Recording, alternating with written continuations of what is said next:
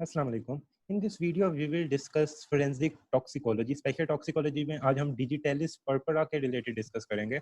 इसमें हम क्या क्या देखेंगे, हम इसका फेटल डोज देखेंगे, फिर इसका मोड ऑफ एक्शन क्या है, फिर इसके डिफरेंट ऑर्गन सिस्टम्स पे क्या इफेक्ट होते हैं और उसमें क्या एमसीक्यूज आ सकते हैं, क्या चीज़ इंपॉर्टेंट है।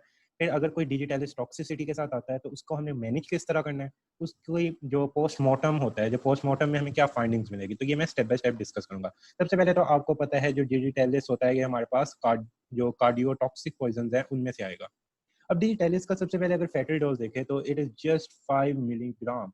यानी अगर हमारे पास डिजिट जो डाइजॉक्सिन होती है हम 5 मिलीग्राम से ज़्यादा ले लें तो ये टॉक्सिक डोज होती है।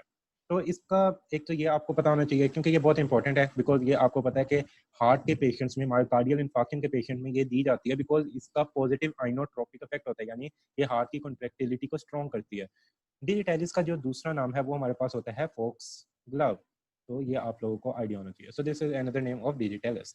Now comes to the mode of action. तो मोड ऑफ एक्शन हमें पता होना चाहिए कि इसका क्या होता है। इसका बेसिकली हार्ट पे इफेक्ट होता है। ये हार्ट में हमारे पास जो प्रेजेंट होती है सोडियम पोटाशियम एटीपीएस उसको कर देती है block. And when sodium potassium ATPase get blocked तो इसके साथ हमारे पास इनडायरेक्टली ब्लॉक हो जाते हैं कैल्शियम सोडियम एक्सचेंजर। और जब कैल्शियम सोडियम एक्सचेंजर हमारे पास ब्लॉक हो जाता है तो एज अ रिजल्ट सेल के अंदर कैल्शियम की अमाउंट हो जाती है ज्यादा। और जब सेल के अंदर कैल्शियम की अमाउंट हो जाती है ज्यादा तो हमें क्या इफेक्ट मिलेगा, पॉजिटिव आइनोट्रोपिक इफेक्ट, और हार्ट की कॉन्ट्रेक्टिलिटी स्ट्रॉन्ग हो जाती है। अगर यही हम टॉक्सिक डोज में ले लें, ये वेंट्रिकल में हमारे पास मेनली सोडियम पोटाशियम चैनल्स को ब्लॉक करता है, तो अगर टॉक्सिक डोज में ले लेते हैं तो जब कैल्शियम का लेवल ज्यादा होगा तो हमारे पास कैल्शियम में पॉजिटिव चार्ज, इंट्रासेलुलरली हमारे पास जो पॉजिटिविटी है सेल की वो होगी पॉजिटिव। जब सेल के अंदर पॉजिटिव चार्ज होगा तो इट विल रिमेन डीपोलराइज्ड और ये हमारे पास हार्ट को बना देगा, वेंट्रिकल को बना देगा एक्स्ट्रा एक्साइटेबल। और जब वेंट्रिकल एक्स्ट्रा एक्साइटेबल होगा तो एज अ रिजल्ट हमें मिलेगी एक्स्ट्रा सिस्टोली। तो ये इसका एक जनरल सा मैकेनिज्म है जो आप लोग को मोड ऑफ एक्शन वैसे भी फार्माकोलॉजी में भी पता होना चाहिए। अब जब मैं साइन एंड सिम्टम्स बताऊंगा तब आप लोगों को ये सारी चीजें समझने में बहुत ईजी हो जाएगी। अब हम देखते हैं कि इसके साइन एंड सिम्टम्स क्या हैं। अब साइन एंड सिम्टम्स में भी वन बाय वन मैं ऑर्गन सिस्टम्स डिस्कस करूंगा ताकि आप लोगों को इजी रहे और आप लोगों को पता लगता रहे। तो सबसे पहले तो हम और कौन सा ऑर्गन सिस्टम डिस्कस करेंगे, हम वही वाला ऑर्गन सिस्टम डिस्कस करेंगे जो जिस पे ये इसका मेन इफेक्ट है, कार्डियोवैस्कुलर सिस्टम, बिकॉज वो इंपॉर्टेंट है। अब कार्डियोवैस्कुलर सिस्टम पे मैंने बताया इसका नाम, एक तो आपको बहुत पता लग गया पॉजिटिव आइनोट्रोपिक इफेक्ट है। एक इसका इफेक्ट है जो लोगों को ज्यादातर पता नहीं होता, वो मैं आप लोगों को बताता हूँ, वो होता है एवी नोड पे। एवी नोड पे ये क्या करता है, ये एवी नोड पे as a parasympathetic nervous system act करता है। आपको ये बात याद रखनी है, एवी नोड पे as a parasympathetic nervous system act करेगा। और parasympathetic nervous system AV node पे अगर एक्ट करे तो ये हमारे पास हार्ट रेट को क्या करेंगे, डिक्रीज करेंगे, क्योंकि एवी नोड में से जो ऐसे नोड से इंपल्स जनरेट होती है उसने पास होकर एवी नोड से होकर ही वेंट्रिकल में आना होता है। तो अगर इसकी टॉक्सिसिटी हो जाएगी तो हमारे पास हार्ट रेट डिक्रीज यानी ब्रेडिकार्डिया। अब ये हमने देखा कि एवी नोड पे एक्ट करता है, तो हो सकता है ये अगर जब टॉक्सिसिटी होगी तो ये एवी नोड पे बहुत स्ट्रांगली एक्ट करेगा। तो एज अ रिजल्ट अगर हमारे पास एवी ब्लॉकेड हो जाए तो वो हमारे पास होगी कंडीशन हार्ट ब्लॉक। तो ये हमारे पास होगी एक सिचुएशन। अब सीबीएस में इसका दूसरा इफेक्ट जो अभी हम पढ़ के आए हैं कि पॉजिटिव आइनोट्रोपिक इफेक्ट, वो होता है वेंट्रिकल में मेनली। अब वेंट्रिकल में अगर हमारे पास कैल्शियम ज्यादा हो गया है तो एज अ रिजल्ट हमारे पास क्या क्या हो सकता है, एक हो सकती है हमारे पास एक्स्ट्रा सिस्टोली, ये हम पढ़ चुके हैं। इसके अलावा हमारे पास क्या हो सकता है, जब ज्यादा एक्साइटेबल हो तो ventricular tachycardia. Ventricular tachycardia will lead to ventricular fibrillation. तो ये सारे हो गए इसके कार्डियक इफेक्ट्स। तो ये बहुत इंपॉर्टेंट है, ये आप लोग को पता होना चाहिए। ब्रेडिकार्डिया हो गया, हार्ट ब्लॉक हो सकता है, हेक्सासिस्टली, ventricular tachycardia and ventricular fibrillation. So we are done with the sign and symptom of the CVS. Now we will come toward the another system, ocular system. पहले मैं वो सिस्टम बताऊंगा जिसके इफेक्ट्स पूछे जाते हैं, जिसके इफेक्ट्स बहुत इंपॉर्टेंट है। ऑक्यूलर पे आप लोग सोच रहे हो क्या इंपॉर्टेंट है, ये हमारी विजन को कर देता है येलो विजन, और ये हमारे पास है एमसीक्यूज क्वेश्चन।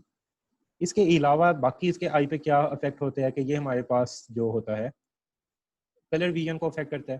फिर उसके अलावा ये हमारे पास ब्लरिंग करता है, स्कोटोमा, डिप्लोपिया। तो यानी ये हमारे पास क्या क्या कर सकता है, स्कोटोमा कर सकता है, ब्लर कर सकता है विजन को। फिर ये हमारी कलर विजन पे इफेक्ट करता है। अब ये आप लोगों ने याद रखने हैं, इसमें से सबसे इंपॉर्टेंट है येलो विजन, जो जिसपे ये सबसे ज्यादा इफेक्ट करता है। अब आ जाते हैं हम इसके बाद जीआई इफेक्ट्स पे। जीआई सिस्टम आपके जीआईटी पे क्या इफेक्ट करता है, तो जीआईटी पे इसके बड़े कॉमन जो आप लोग इफेक्ट्स पढ़ते रहते हैं वही वाले इफेक्ट्स हैं, जिसमें आप लोगों को पता है नोजिया, वॉमिटिंग एंड डायरिया, ये लिख देने हैं। उसके बाद जो एक इंपॉर्टेंट है एब्डोमिनल पेन। तो जीआईटी पे बड़े सिंपल से इसके इफेक्ट्स हैं। तो हमने तीन सिस्टम पढ़ लिए। अब आ जाते हैं सीएनएस। इसके जो सीएनएस है उस पर भी बड़े वही सेम इफेक्ट्स है। सीएनएस पे जब आती है ना टॉक्सिसिटी की बात, तो एक बड़ा कॉमन होता है जो है हेडेक। बिकॉज जब भी आपके बॉडी में ऑर्गन्स में, जब आपकी बॉडी में कुछ खराब चल रहा होता है ना, एज अ रिजल्ट आपको हेडेक होता है, आप फटीग फील करते हो, आप थकावट आपको लग रही होती है, आपको डिप्रेशन होने लग जाता है। Because when something is going wrong in your body you will feel depression, you will feel anxiety.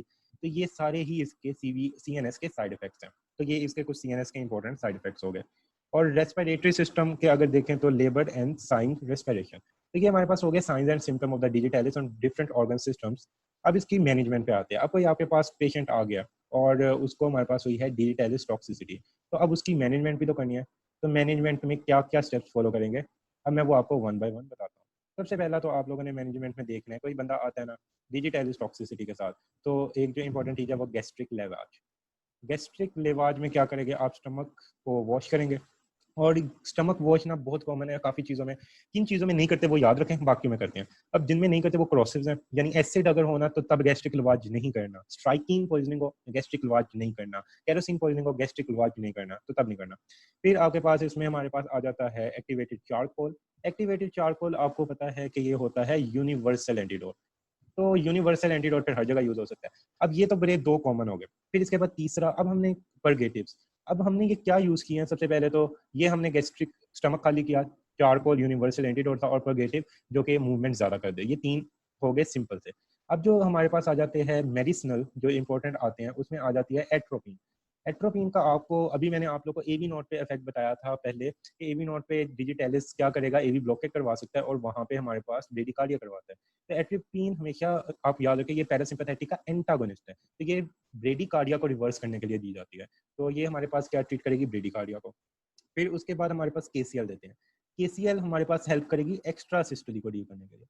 तो हमारे पास क्या हुआ, एट्रोपिन ने डील किया ब्रेडिकार्डिया को और केसीएल ने डील किया एक्स्ट्रा सिस्टोली को। तो उसके अलावा जो कार्डिक मेडिसिन हम डिफरेंट देते हैं, जो डिफरेंट एंटीडोट है, वो हमारे पास लिग्नोकेन है। ये सारी आप लोगों ने एंटी एरिथमिक ड्रग्स में खासतौर पर पढ़ी होगी। फिर उसके बाद नोवाकेन, फिर प्रोपेनोलोल। ये हमारे पास कुछ इंपॉर्टेंट है। बाकी ये हमने हार्ट को मेंटेन किया क्योंकि कार्डियोटॉक्सिक है मेनली। बाकी सारों को हम किस तरह मेंटेन करेंगे वो हम सिम्टोमेटिकली उनको ट्रीट करेंगे। तो ये हमारे पास हो जाती है मैनेजमेंट। अब अगर हमें वो पूछता है कि पोस्टमार्टम फाइंडिंग्स क्या है, अब कोई पेशेंट आ तो गया है, अब उसको पोस्टमार्टम भी तो आप लोगों ने देखना है। फॉर एग्जांपल अगर उसकी डेथ हो गया तो पोस्टमार्टम में ना अगर तो ये मेडिसिन लिया तो समटाइम्स ये नहीं मिलेगी। बट इसमें कोई कोई मतलब स्पेसिफिक चेंज आपको नहीं मिलती। मतलब स्पेसिफिक चेंज अगर आप ढूंढना चाह रहे हो पोस्टमार्टम में चेंज, तो आपको नहीं मिलेगी। फिर उसके अलावा आपको फिर क्या मिलेगा, अगर आप देख सकते हैं कि अगर डिजिटलिस के लीव्स, सीड, रूट लिया है तो समटाइम्स हो सकता है कि आपको स्टमक में मिल जाए। अदरवाइज अगर मेडिसिनल ली है तो समटाइम्स हो सकता है कि कुछ भी ना मिले। मेडिकल इंपॉर्टेंस क्या है कि ये होमिसाइड पे तो रेयर है, बट ये आपके पास एक्सीडेंटल बहुत कॉमन है। बिकॉज एक्सीडेंटल में ये है कि इसकी डोज बहुत नैरो रेंज में एडजस्ट करनी पड़ती है। आप ज़्यादा अगर ले लो तो इट इज़ डेंजरस, और अगर कोई बच्चा ले ले तो it can lead to the cardiac arrest, because I already said that it can cause heart block, और ये cardiac arrest भी करवा सकती है। So this is all about the digitalis toxicity. I hope you like it. Do subscribe our channel for more videos on forensic toxicology. Thank you very much for watching.